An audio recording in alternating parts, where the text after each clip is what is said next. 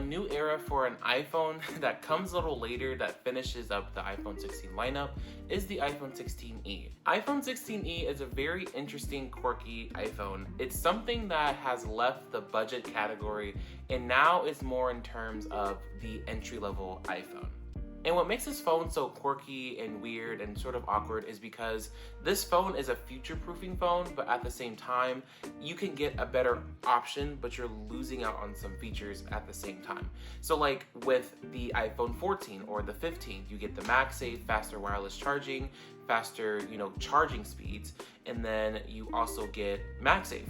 But with the iPhone 16e, you only get one camera, there's no MagSafe, and slower charging, but in return, you get 26 hours of battery life. And I'm like, okay, so that's better than the Pro Max's battery life. That's also better than the standard iPhone's battery life. So it's like, there's so many weird trade-offs that you get from this phone, and you kind of wonder, like, whose iPhone is this for?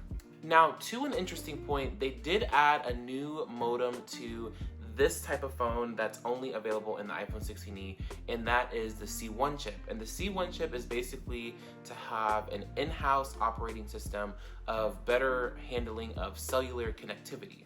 And then, long behold, we have Apple Intelligence, the flagship AI capabilities that you can get on a lower-end device.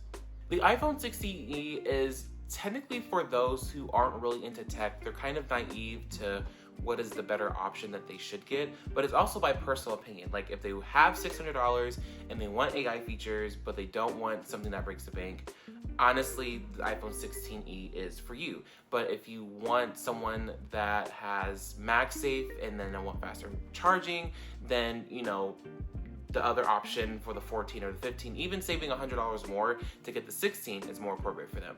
But then there's also, if you don't really care of having, the greatest camera quality, and like you said, you want something that is kind of affordable for you want, then the 16e is for you. So it's really weird how they kind of position this phone, because technically for where it's at, what's missing, it's flagship, MagSafe, and then better, wireless charging and charging for a wired connection.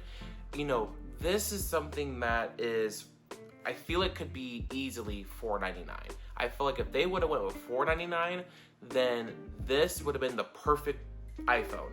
But with having that raised price basically by $175, I believe, it's like, it makes it kind of question, okay, it's not too expensive, but it's not like the really budget friendly either. But with all this being said, this is supposed to, in my personal opinion, kind of fill the Apple pricing ladder. Because when we see with the iPads, for example, they have the most odd, pricing, because they have the base storage, and then when you upgrade to double the storage, it's slightly more expensive. But then with that same price, you can get like the base storage for an iPad Pro and then go up from there. So I feel like this is supposed to be, okay, you get the budget, quote unquote, entry-level iPhone with one camera lens for $599. Then you can get the iPhone 16 for $699, the 16 Plus for $799, then the Pro for $999, and then the Pro Max for $1099. So that's kind of filling up its pricing ladder strategy for you to give that kind of self-exception, like, well, if I spend only a little more, I get a better phone, and a little more, and I get an even better phone. So that's really what I feel like the iPhone 16e is there for, even though it's supposed to be an entry-level iPhone. And then finally, camera quality. I really didn't spend a lot of time with the camera just because I know that it's not going to be the greatest camera quality like I have with my Pro Max. But here are a few photos where I feel like it kind of shined better having indoor photos versus outdoor photos.